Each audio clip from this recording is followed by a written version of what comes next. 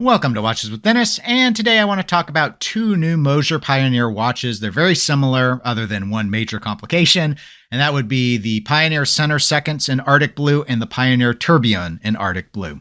First, let's go ahead and get some specifications out of the way. Both of these watches are 40 millimeters in diameter, and that's actually a change worth exploring, but we'll get to that after I cover everything else. The thickness is 12 millimeters on both watches. These are stainless steel watches. Both of them offer 120 meters of water resistance. In terms of the movement, it's obviously going to depend whether or not you get the version with the Tourbillon. The Tourbillon's powered by the HMC 804, whereas the Center Seconds model is via the HMC 200. The Tourbillon model does not have a Center Seconds. Instead, it's got the Tourbillon feature. Both of these movements offer approximately 3 days of power reserve, both beat at 3 hertz. And the joule count's very similar. The Center Seconds does have 27 joules, whereas the Tourbillon has 28. On the HMC 804, the Tourbillon features a 1-minute flying tourbillon.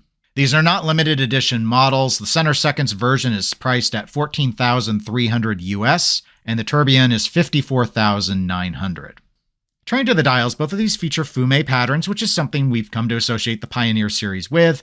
So it's got that sunburst style pattern, this time done in a very, in my opinion, nice Arctic blue.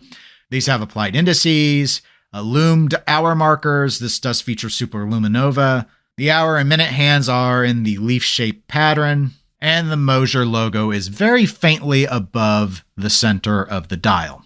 These watches can be had either on a steel bracelet, a cloth strap, a leather band, or rubber. So let's go ahead and get into my first thoughts. As I noted when going over the specifications, the size is what's really interesting, and that's saying a lot given how attractive this dial is. But getting down to 40 millimeters is a pretty big deal. The Pioneers, to my knowledge, have all been, at least in recent memory, about 43 millimeters in diameter. So they have really shrunk this down, and these are still using the same movements. These are not new calibers that are in these watches versus the other Pioneers. So we've got the same movement tech, but they've actually finally shrunk the size down on these watches, which, given their sort of dressy design, and that could be debated given the amount of lume and such that is applied here, but I've always associated this with a more dressy style piece.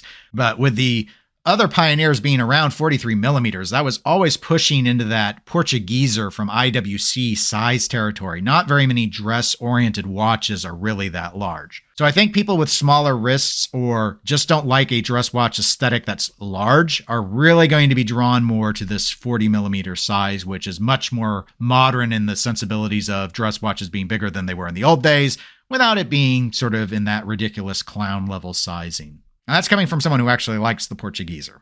As usual, the star of the show is going to be the dial. I think Moser's fume dials are the best in the business. On rare occasions where people ask me about dial finishing, I'll start with saying, in the luxury space, Grand Seiko is sort of a step above everyone else, and then Moser is a step above Grand Seiko. So to me, if you're looking beyond Grand Seiko on dial finishing, Moser's who you want to turn to. Obviously, given that these are 5-figure watches, this is not entry-level luxury. You're really starting to step into a more expensive space, but Moser is a very respected brand, and you can get into the Center Seconds for quite a bit less funding than it would often be to, for example, get into a lot of the Holy Trinity watches. So again, it sort of depends on what your expectations are.